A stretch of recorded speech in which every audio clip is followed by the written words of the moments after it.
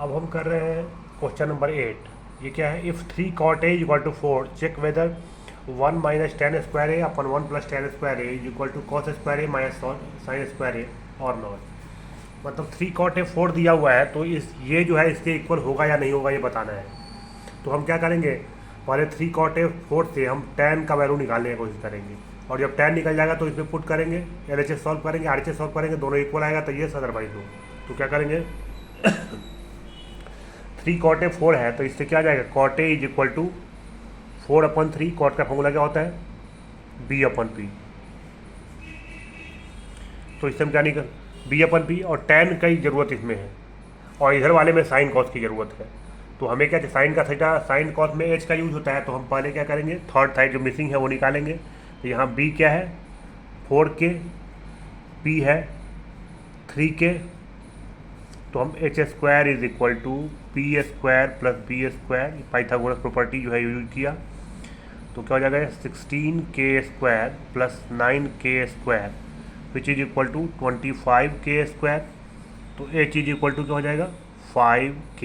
ये 16 मैंने 4 का स्क्वायर कर दिया, 16K², इसका 3 का डायरेक्ट लिख दिया, 5K हो गया। अब तीनों साइड पता चल गया, तो हम साइन कॉस टैन तीनों निकाल लेते हैं। Sine A is equal to P/H। P क्या है 3K और H क्या है 5K, K कैंसिल हो गया, 3/5 हो गया। Cos A is equal to क्या होता है B/H। B क्या दिया हुआ है 4K और H क्या निकाले 5K, K कैंसिल, ये हो गया 4/5। और tan A is equal to P/B। P है 3K और B है 4K, K कैंसिल, 3/4 आ गया। अब हमको जिसकी ज़रूरत है वो सारा निकल गया साइन कॉन्स्टेंट। अब हम यहाँ पे LHS लिखते हैं। LHS मतलब इक्वल टू से पहले वाला LHS, इक्वल टू के बाद वाला RHS। तो LHS is equal to 1 minus tan square A upon 1 plus tan square A. इसको हम सॉल्व करना है। क्या करना है, tan का वैल्यू 3/4 इसमें लगा देना है और कुछ नहीं करना था। 1 माइनस 3/4 का स्क्वायर अपन 1 प्लस 3/4 का स्क्वायर। 1 इट इज़ 1, ये 3/4 का स्क्वायर करेंगे तो क्या हो जाएगा 9/16 अपन 1 प्लस 9/16।